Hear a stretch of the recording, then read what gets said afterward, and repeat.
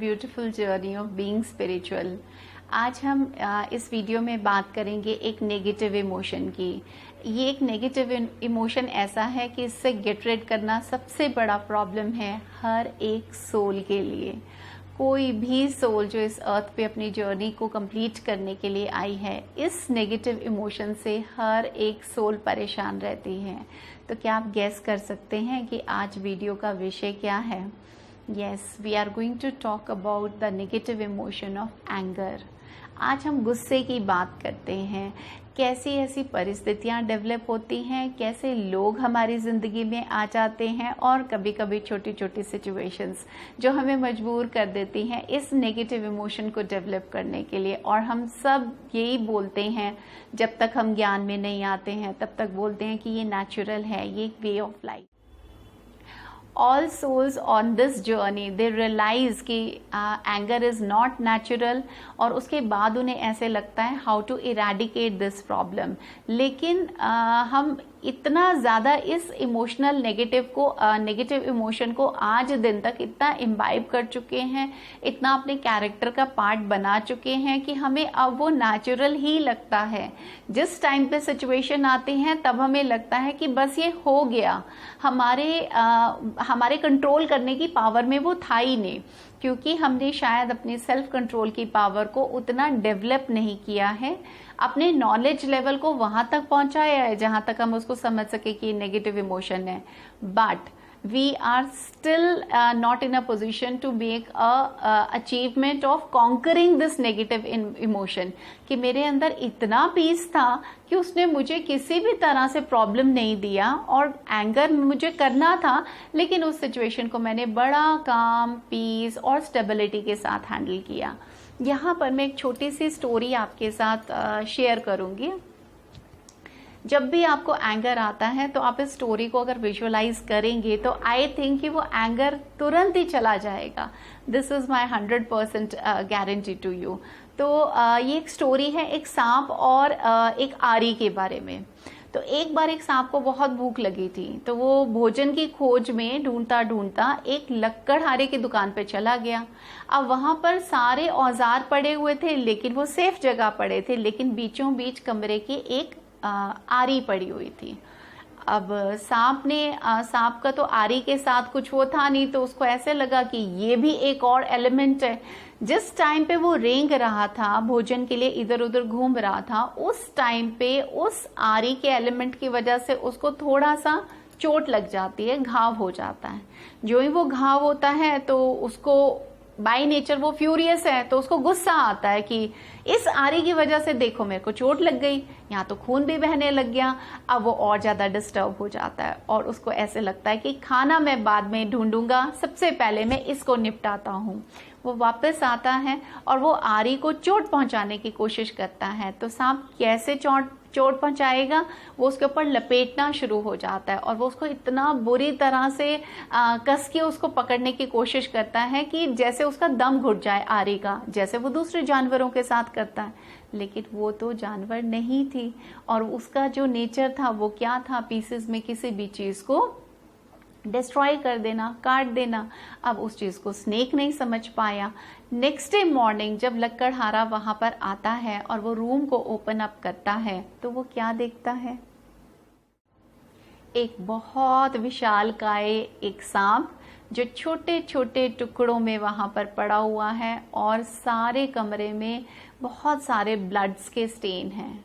अब हम इस कहानी को अगर कभी भी बैठकर सोचें तो हम इससे क्या शिक्षा ले पाएंगे? हम इससे बहुत अच्छे से सीख पाएंगे कि शायद हम भी जब गुस्सा करते हैं तो हम कभी भी रियलाइज नहीं करते कि वो एक नेगेटिव मोमेंटरी डिसीजन है। मीन्स वो छोटे से पल की एक उत्पत्ति है, वो हमारी फैक्युलिटी की जो ब्रेन की ऊर्जा है वो उसको कहीं तक भी उसको जस्टिफाई नहीं कर सकती है।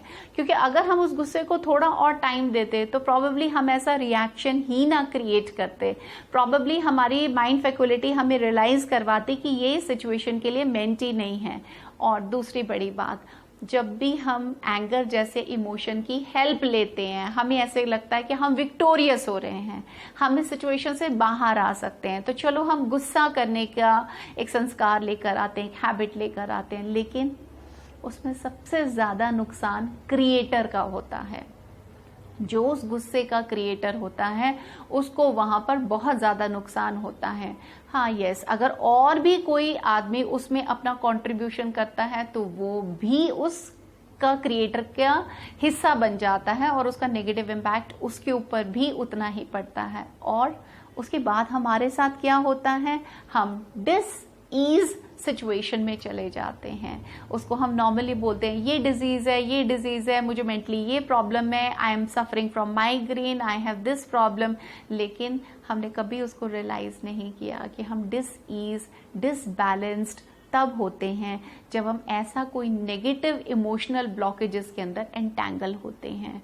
तो यहाँ पर हम सांप बनने की बजाय अगर हम यहाँ पर कूल एटीट्यूड को अडॉप्ट करते हैं, यहाँ पर हम सॉल्यूशंस की भी बात करेंगे, लेकिन उससे पहले आपको अपने नॉलेज की फैक्युलिटी को अराइज करना है, उससे पूछना है कि जब जब पास्ट में मैंने जितने भी सीन्स क्रिएट किए जिसमें मैंने एंगर का हेल्प लेने की कोशिश की, मैंने बहुत ज़्यादा वहाँ पर नेगेटिवली अपने आप को डैमेज किया है, मैं वहाँ एम्पावर्ड नहीं हुआ, मैं वहाँ पर विक्टोरियस नहीं हुआ, मैंने अपनी सोल की एनर्जी को सिर्फ और सिर्फ डिप्लीट किया है। आप खुद ही सोचें कि जितना नेगेटिव इम्पैक्ट एक एंगर से मैं अपने अंदर क्रिएट करता हूँ, जितना डैमेज मैं अपने अंदर क्रिएट करता हूँ, और फिर इस जन्म में नहीं, कई बार आने वाले जन्मों में भी मैं एक सोल के साथ बुरी तरह से एंटैंगल हो जाता हूँ और उसकी कोई बद्दुआ या उसका कोई भी ऐसी कोई कही हुई बात का मुझे एक कर्मों के द्वारा उसका भुगतान करना पड़ता है। तो क्या थोड़ी देर के लिए अगर मैं उसके बुरे बर्ताव को नज़रअंदाज कर दूं तो क्या ये बहुत बेहतर सोल्यूशन नहीं होगा? क्या ये लाइफ जो हमें मिला है, जो हमें ब्लेस्ड एक सोल मिली है जिसमें ब्लेस्ड एक बॉडी भी है, तो क्या हमें ह्यूमन बॉडी इस तरह से स्पॉइल करने के लिए मिली है? तो आप जब काम सिचुएशन में होंगे तो आप रियलाइज करेंगे कि नहीं, आई वॉज रॉन्ग देयर। लेकिन जब वो सिचुएशन आपके ऊपर हावी होती है तो आपको लगता है कि यही मोमेंट है और मैं इस मोमेंट को एंगर की फीलिंग के साथ लाकर ये साबित कर सकता हूँ, यस आई एम राइट। कभी कभी जिंदगी में बात सच और झूठ की नहीं होती, जीत और हार की नहीं होती, हमें सिचुएशन से ऊपर उठना पड़ता है, हमें सिचुएशन से प्रबल बनना पड़ता है। सिचुएशंस आती हैं और सिचुएशंस चली जाती हैं, लेकिन हमारे कैरेक्टर को डिफाइन करके चली जाती हैं, हमारे कैरेक्टर की स्ट्रेंथ को डिफाइन करके चली जाती हैं। आपके कैरेक्टर की क्या स्ट्रेंथ है, आप उसको एक बार विजुअलाइज करें और फिर आप पाएंगे कि एंगर का जो इमोशन है वो आपकी ब्लॉकेजेस क्रिएट कर रहा है आपके अंदर, पहले भी कर रहा था, और जब तक आप इसको नहीं छोड़ेंगे तब तक ये क्रिएट ही करता रहेगा। तो आइए अब बढ़ते हैं second part of the video, that is about the solution. Solution कहाँ पर है? सॉल्यूशन है अपनी आत्मा की शक्ति को इमर्ज करना। देखिए, ये एक यात्रा है जिसके अंदर हम एक जो यूनिवर्सल फोर्स है, कॉस्मिक पावर है, परमात्मा है, उनके साथ अटैच होते हैं और हम जानते हैं कि हम सिर्फ तभी एम्पावर्ड होते हैं, हम तभी शक्तिशाली होते हैं। तो क्या गुस्सा अगर अननेचुरल इमोशन है, नेगेटिव ब्लॉकेज है, तो तब उस टाइम पे हमें कितने पीस की रिक्वायरमेंट होती है, और ये पीस हमें कहाँ से मिलता है? जब हम बहुत मेडिटेशन में बैठना शुरू करते हैं, अपने आप को काम और क्वाइट करना शुरू करते हैं, तब हम पीस से ब्लेस्ड होते हैं, हम कंफर्ट से ब्लेस होते हैं, हमारी जर्नी में हर्डल्स आनी कम हो जाती हैं और हम दूसरों की बातों को पेशेंटली सुनना शुरू कर देते हैं। और सबसे ज़्यादा बड़ा इसका सोल्यूशन सेकंड पॉइंट के अंदर आता है, जिसमें मैं हमेशा हर किसी को यही एडवाइस करती हूँ, टेक टाइम। थोड़ा सा वक्त दीजिए। जब भी एक सिचुएशन आती है तो तुरंत हमें रिएक्शन नहीं देना होता। हम सभी जानते हैं मोमेंटरी डिसीजंस मैक्सिमम सिचुएशंस में कभी भी सही नहीं होते हैं। Take time for yourself. आप सोचें, उसको तोलें एक तराजू में कि मेरा रिएक्शन कैसा होना चाहिए। जितना टाइम आप अपने लिए ले सकते हैं, 5 मिनट 10 मिनट, उस सिचुएशन में ज़रूर लीजिए।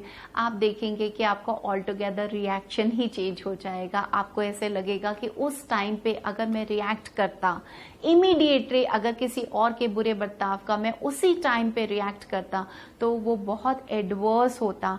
मैं ऐसा कुछ कह जाता उस टाइम पे कि आने वाले टाइम में मैं कभी भी उस सिचुएशन से इरेडिकेट नहीं कर पाता अपनी सोल को, और वो कही हुई बातें मुझे मेंटल ट्रॉमा में लेकर जाती और दूसरी सोल के साथ बुरी तरह से ऐसे रिलेशनशिप के अंदर एंटेंगल कर देती कि जो मुझे बहुत सारे जन्म लगते उसको सॉर्ट आउट करने के लिए, और शायद फिर भी ना हो पाता। तो यहाँ पर अपने एंगर को कंट्रोल करने के लिए एक बहुत बेहतर तरीका ये है, take time for yourself. अपनी थिंकिंग को टाइम दीजिए, अपने रिएक्शन को एक ब्रेक दीजिए 5 मिनट 10 मिनट का, और देखिए कि वो एंटायरली चेंज हो जाएगा। एक और बड़ी अच्छी ऑप्शन है, वो ये है कि हमें पता है हम जब भी परमात्मा से कनेक्ट होते हैं, जब भी हम पावरफुल चीज़ के साथ कनेक्ट होते हैं तो हम पावरफुल होते हैं। और एंगर एक नेगेटिव इमोशन है। जब भी हमारी सोल डिप्लीटेड महसूस करती है, कम ऊर्जा को महसूस करती है, तो ही उस मोमेंट में एंगर क्रिएट होता है। अगर हम उस मोमेंट में परमात्मा का कोई नाम लेते हैं या परमात्मा का ध्यान करते हैं, maybe for a minute और 2 minute, it will create a miraculous impact on the soul. और वो मिराकुलस इम्पैक्ट इस तरह से होगा कि गुस्सा तो उसी टाइम में चला जाएगा। आपको ऐसे लगेगा कि जो मैं पहले रिएक्शन दे रहा था अब वो रिएक्शन नहीं है। तो हमेशा अपने आप को ऐसी किसी भी एडवर्स सिचुएशन में अगर आप पाते हैं तो वहाँ परमात्मा के साथ कनेक्ट हुइए, चाहे 1 मिनट के लिए चाहे 2 मिनट के लिए। आप पाएंगे कि आपकी जो प्रॉब्लम था उसका सॉल्यूशन आपको मिलना शुरू हो गया है। आपकी सोल एनर्जाइज होने से स्टार्ट ऑफ हो गई है। इसके बाद हम बात करते हैं कि जब भी हम टाइम लेते हैं किसी भी सिचुएशन के लिए और हमारे रिएक्शंस जो हैं वो चेंज होने शुरू हो जाते हैं, तो वहाँ पर जो नेगेटिव हमने वाइब्रेशंस दूसरी सोल को देनी थी, जो हमने नेगेटिव बातें किसी सोल को सुनानी थी, या हमने नेगेटिव जो अपने लिए ही ऑरा डेवलप करना था, या अपने अंदर ही किसी तरह का मेंटल या फिजिकल डिजीज को डेवलप करना था, हमने उन सब से छुटकारा पा लिया। अब हम उन सब को अपने लाइफ के अंदर इनवाइट करना हमने धीरे धीरे बंद कर दिया। Just imagine how powerful you are going to B.